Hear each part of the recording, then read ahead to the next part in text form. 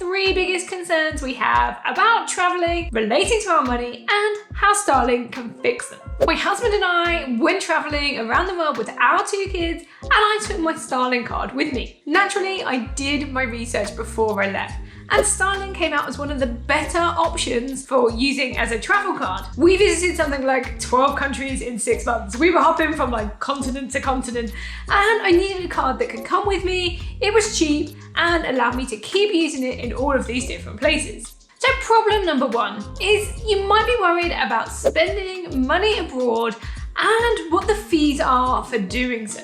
So Starling claimed that you can pay by card anywhere and encounter no fees for doing so.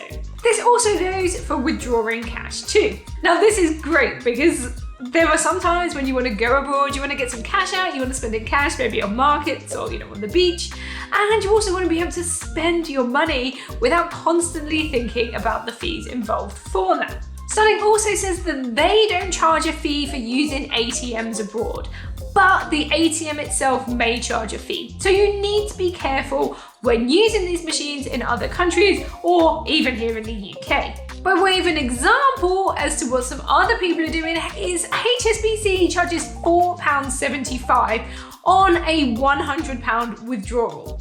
So that's quite a lot compared to the nothing that's charged by Starling. When it comes to things like exchange rates, they use the MasterCard exchange rate, and this is with nothing added on top. So it's about as good as you can get in terms of exchange rates, and also makes it a really flexible card for using when traveling abroad. The last thing you want to be doing is thinking, I'm going to order a round of cocktails, but I don't know what the exchange rate is, or if this is going to be a really expensive conversion. You just want to spend your money and know you're getting maximum value because it's there to be spent and not to be going towards fees. Another real perk is I like to be in control of my spending. I like to see what I'm spending, and that can be really hard when you're working in local currencies. Thankfully, Starling sends you an instant notification. This also includes how much you have spent in local currency and in your own currency, so UK pounds. This can be really helpful if you've put, say, a fixed amount aside for spending. You can keep track of exactly what you have spent and how much it cost you in the conversion rate.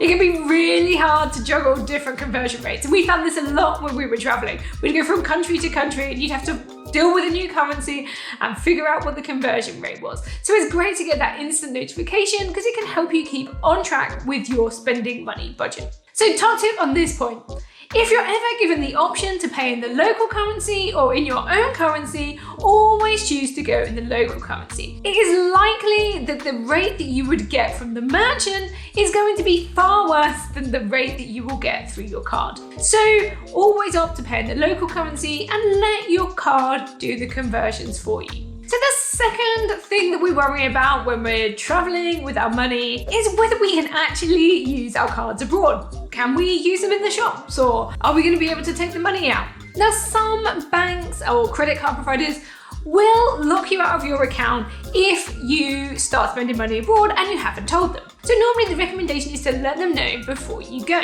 Starling, however, don't insist on this. They will not lock you out of your card if you suddenly start spending money abroad. This is largely thanks to the level of security and controls that you have within the app itself. Now, your Starling card can be used pretty much wherever you see the MasterCard logo. There are some exceptions to this, and there are some countries that you can't use your Starling card in, such as North Korea.